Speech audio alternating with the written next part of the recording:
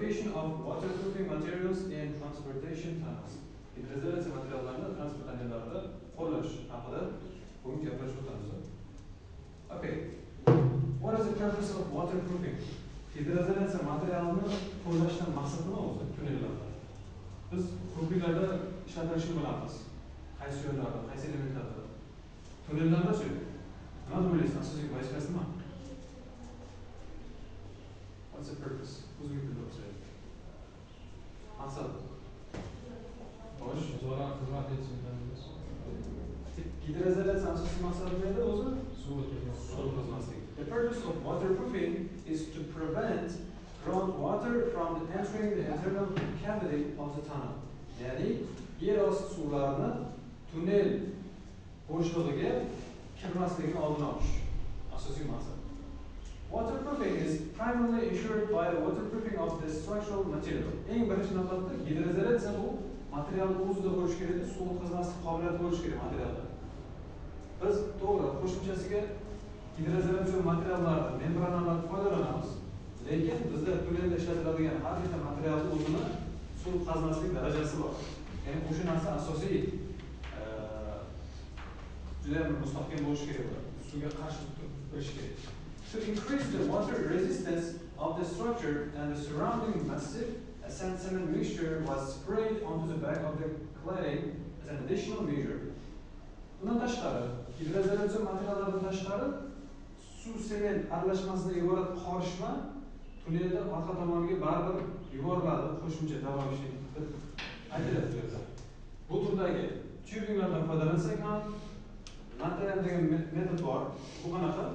Bu New Austrian Tunneling Method degan o'zi inglizcha termin. Biz bunda qazib, burg'ilab qazish orqali tubinglardan foydalanmaymizda biz sement beton qoplama hosil qilamiz. Bunda bo'lsa tayyor tubing materiallardan, cho'yanlardan foydalansak, bunda biz qo'ldan demak texnikalar yordamida sement beton qorishmasini demak tunnel devorlariga yotqizib chiqishimiz kerak bo'ladi. Har ikki xil usulda ikki xil turdagi hidrolizatsiya materiallar va metodlar foydalaniladi. Buni demak hozir darsimiz davomida ko'rib ketamiz. Here we can see the mortar fills cracks and voids in the casing and soil massive, blocking the passage of groundwater. Boya aytganimizdek, demak, suv sement qorishmasidan hosil bo'lgan aralashmamizni tunnelimizda demak eng birinchi qatlam sifatida yotqizib chiqamiz.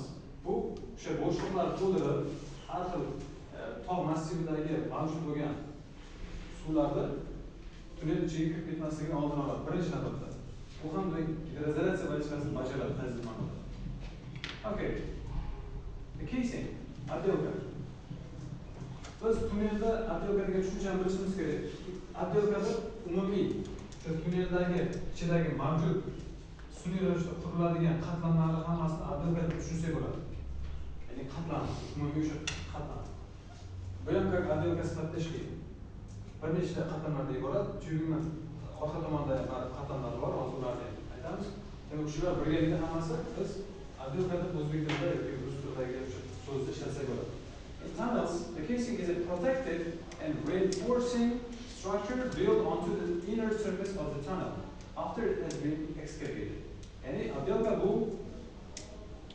qazib tunnel ochilgandan keyingi himoya qiluvchi qatlamni umumiy tushunar ekanmiz. Demak, buni ichiga o'sha sement beton qoplamamiz, tekstovchi qatlami bor, buni ichida ham hidrolizatsiyasi bor, oxirgi sloy ham bor. Ular hammasi birgalikda отделка deb aytsangiz bo'lar ekan. Okay, types of tunnels by purpose and shape. Demak, tunnellarda shakliga qarab turib va undan tashqari maqsadga, ishlatish maqsadiga qarab turib, uni turlari bor. The first one is round deb tushunsak bo'ladi. Dumaloq shakldagi round. The most durable shape widely used in metro and hydraulic tunnels. Ko'proq metrolarda ishlatiladi. Demak, dumaloq shakldagi tunnellar. Keyingisi horseshoe-shaped tunnels. Demak, bu taqasimon deb tarjimasi bo'ladi. Taqasimon ko'rinishdagi tunnellar. Shakli boshqacha, to'g'ri? Bu aydana round formadagi, bu esa taqasimon formadagi. Bundan tashqari elliptical and rectangular. Elliptical degani demak qanaqa ko'rinishda? Ellips ko'rinishda va rectangular degani kvadrat formada yoki to'rtburchak shaklida ham tunnellarimiz bor, to'g'rimi? Bizda demak bu shaklda bor, bu turdagi tunnellarimiz. Okay, this one, construction methods of tunnels. Demek, shu tunnellarni qurish usullari. Tubinglar yordamida, the first one is tubing, TBM or cast iron tubing deb aytiladi. Ko'p bilganimizdek, tubinglar yordamida quriladi. Bundan tashqari NATM, New Austrian Tunnel Method degan usulda ham quriladi. Ya'ni bo'lg'ilab qazib bo'lganingizdan keyin boyagi qatlamlarni yotqizish orqali mustahkamlanadi va quriladi. The method of waterproofing in transfer tunnels depends on the tunnel construction technology, the types of lining, hydrogeologic conditions. Demek, biz hidroizolyatsiya qurishda demek ko'pgina faktorlarga bog'liq. Ulardan birinchisi demek nimaga? Qurilish texnologiyasi. Bo'yayotganimizda tubinglardan to'qamizmi yoki boshqacha usullarni unga ham bog'liq. Bundan tashqari, bo'yayotganimizda ob'ektlarning shakliga, turiga, materialiga qarab turib o'zgarish ham bo'ladi. Bundan tashqari, shu tog'li hudud bo'ladimi yoki yer tagidan bo'ladimi? Demak, tunneldagi, yer ostidagi grunt suvlarini miqdoriga, bosimiga, harakatiga qarab turib hidroizolyatsiya har xil tanlanar ekan. Okay, this one. Waterproofing type. Birinchi xatoda siz hidroizolyatsiya turini ko'rishingiz mumkin. Tunnellarda ishlatiladigan hidroizolyatsiya turlari. Application. Qanaqa joylarda qilinadi? Bu turdagi hidroizolyatsiya. And key feature. Bu asosiy xususiyatlari, asosiy farqlarni tushunsak ham bo'ladi. The first one, look at the screen. Look at the screen. Ekranga qarang. Membrane waterproofing. PVS, HDPE kabi demak membranali, ya'ni rezinoviy deb tushunsak ham bo'ladi. Hidroizolyatsiya materiallar. Ularni qayerda foydalanamiz? Road and railway tunnels constructed using the NATM method. Ya'ni bu turdagi usuldan foydalanib qurilgan avtomobil va temir yo'l tunnellarida membranali hidroizolyatsiyadan foydalansak bo'lar ekan. Hozir uni videosini ham ko'rib o'tamiz keyinchalik. Asosiy farqi, asosiy bir ishlatish sohasi qaraydi. The membrane is placed between the primary and final lining. Demak, u gruntovka qatlami va oxirgi sloyni o'rtasiga joylashtirilgan ekan membrana hidroizolyatsiyasi. The second one, inter-segment waterproofing. Ya'ni bu qatlamlar, ya'ni segmentlar orasiga joylashtiriladigan hidroizolyatsiya material deb tushunsak bo'ladi. TBM tunnels and cast iron reinforced concrete tubing tunnels. Demak, bu asosan tubingli tunnellarda ishlatiladigan material hisoblanar ekan. Ya'ni segmentlar, ya'ni shu bo'limlar orasiga joylashtiriladigan hidroizolyatsiya material hisoblanadi. And key feature, a waterproofing is provided by rubber gaskets between the segments. Ya'ni u rezina shaklida bo'lar ekan va shu tubinglar orasiga joylashtirilib, mustahkam suv o'tkazmaydigan qatlam hosil qilar ekan. The third one, uchinchisi demak, injection waterproofing. Injection degani o'zi suyuq shaklda bo'ladi, odatda sal suyuqroq va u oralarga yuboriladigan suyuq shakldagi hidroizolyatsiya. Bu qanaqa turda bo'lishi mumkin? To eliminate existing leaks. Bu turdagi hidroizolyatsiya ishlatiladi qachonki agar siz tunnelda qazib chiqish jarayonida yoki qazib bo'lgandan keyin orasida qanaqadir suvlarni sizib chiqayotganligini ko'rsangiz, ularni to'xtatish kerak bo'ladi. Suvni qochirish kerak yoki ya'ni hidroizolyatsiya vazifasi shu suvni qochirish yoki o'tkazmaslik. Shunaqa paytlarda injection waterproofing, ya'ni oralarga yuborish orqali suvni to'xtatish, o'tkazmaslik mumkin ekan. To eliminate existing leaks. Bu qanaqa materiallardan bo'ladi odatda? Poliuretan va sement aralashmasidan qilinadi. Bu asosan shu yoriqlarga, og'ir joylariga yuboriladi. Demak, shu turni bildigan membranali segmentlar orasiga joylashtiriladigan material va injection waterproofing, ya'ni oralarga yuboriladi. Yoriqlarga. The next one, surfacing waterproofing. Bu demak yuzaga yotqiziladigan surfacing degani shu yuza qismi deb tushunsangiz bo'ladi. Hidroizolyatsiya. auxiliary structures and certain sections of the tunnel. Bu turdagi gidrozolyatsiyalar qo'shimcha tunnellarda asosan foydalaniladi. Kichkina bo'lgan o'sha harakatlanish uchun, kommunikatsiya tizimlarini o'tkazish uchun qilinadigan qo'shimcha qismlarda foydalaniladigan gidrozolyatsiya material hisoblanadi. Bunda qanday materiallar bo'ladi? Odatda bitumen, mastic, polymer coatings are applied. Ya'ni bitumli, mastikali va polimer materiallar bo'lishi mumkin ekan. Ularda demak hozir rasmlarda ko'rib o'tamiz. And the last one is combined with waterproofing. Demak bu aralashgan turdagi gidrozolyatsiya hisoblanadi. Bu qanaqa? In tunnels with high water pressure. Demak, bir vaqt o'zida bo'yatganimizda injection waterproofing ham qilish mumkin. Suv chiqayotgan joylariga birinchi o'sha gidrozolyatsiya qilinadi. Undan keyin keyingi membranali ham bo'lishi mumkin. Bir vaqt o'zida ikki turdagi gidrozolyatsiya qilinyaptimi? Demak bu combined waterproofing hisoblanadi. Ya'ni aralashgan bir nechta turdagi usullarda bir vaqt o'zida bitta panelga foydalanishda aytiladi.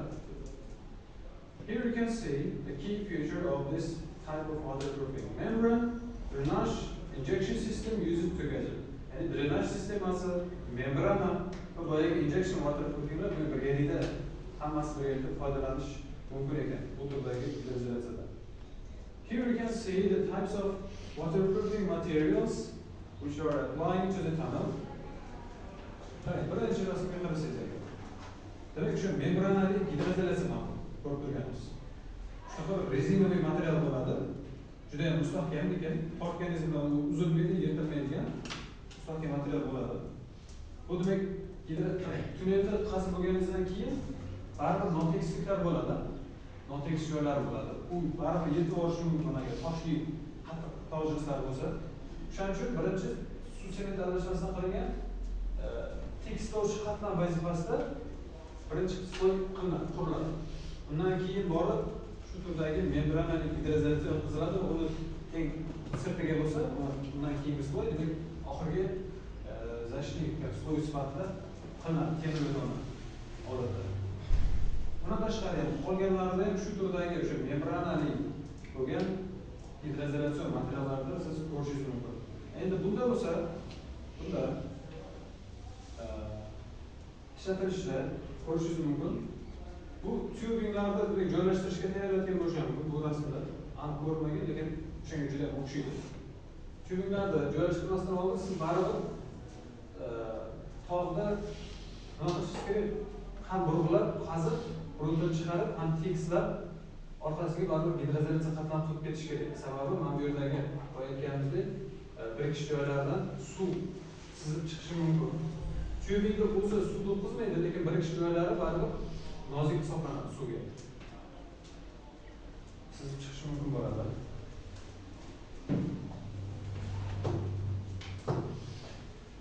Well, do you have any questions about this part of the lesson? Shu yergacha aytilganlar bo'yicha savollar bormi? Gidrozolyatsiyaga bog'liq. Tubinglar yordamida va bu qo'lda tunnel devorlarini qurish bo'yicha ko'rsatilgan, ya'ni usul. Qurish usuli.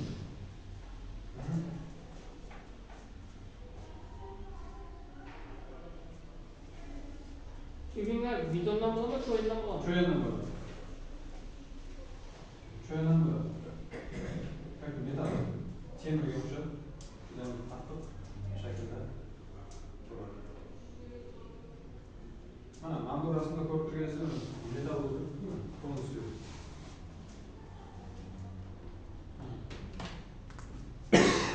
Suvni deyarli o'tkazmaydi o'zi, просто o'sha birikish joylaridan suv chiqib ketadi. O'shaning uchun ham bunda ko'proq injection method bilan boyagi usul foydalanadi, orasiga yuboriladi, segment usuli.